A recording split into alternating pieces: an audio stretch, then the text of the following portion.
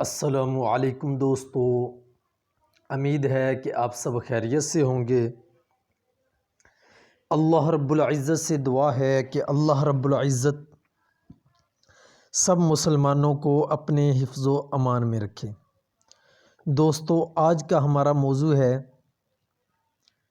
کہ کن صورتوں میں روزہ ٹوٹ جاتا ہے۔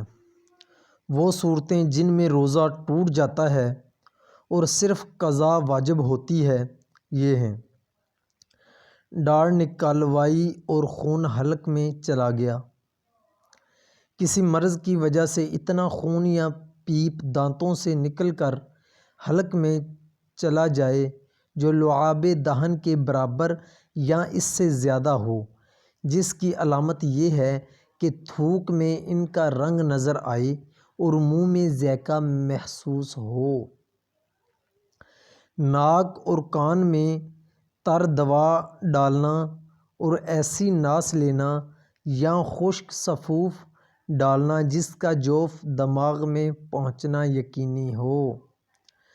اپنے ہاتھ سے منی نکالنا، بیوی کا بوس و کنار کرنے کی وجہ سے انزال ہونا، ایسی چیز کا نگل جانا جسے کھایا نہیں جاتا جیسا کہ کنکریٹ یا لکڑی کا ٹکڑا، یہ سمجھ کر کہ احترام سے روزہ ٹوٹ جاتا ہے، روزہ افطار کر لینا۔ بیوی یا کسی مجبوری میں روزہ افطار کر لینا، بیماری یا کسی مجبوری میں روزہ افطار کر لینا۔ سحری کا وقت خیال کر کے صبح صادق ہو جانے کے بعد سحری کھا لینا، یہ سمجھ کر کہ آفتاب غروب ہو گیا ہے افطار کر لینا۔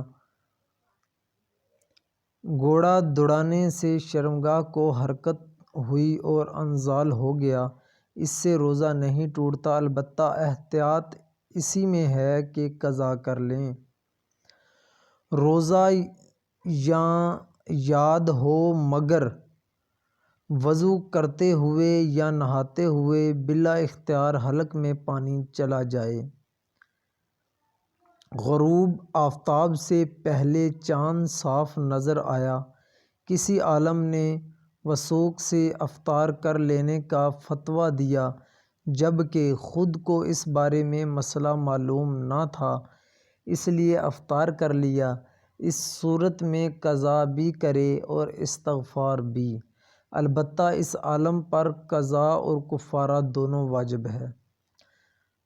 قصداً منہ بھر کر کہہ لینا، لبان یا عود وغیرہ کا دھواں قصداً ناک یا حلق میں پہنچنا، منہ میں آنسو یا پسینے کے قطرے چلے جائیں اور منہ میں ان کا ذائقہ محسوس ہو اور روزہ دار ان قطروں کو نگل لے۔ دوستو، یہ وہ چیزیں ہیں جن کی وجہ سے روزہ ٹوٹ جاتا ہے۔ جن دوستوں نے ہمارا چینل سبسکرائب نہیں کیا سبسکرائب کر دیجیے اور ساتھ دیے گئے بیل آئیکن پہ کلک کر کے آل کر دیجیے تاکہ آنے والی تمام ویڈیوز آپ کو آسانی سے مل سکیں۔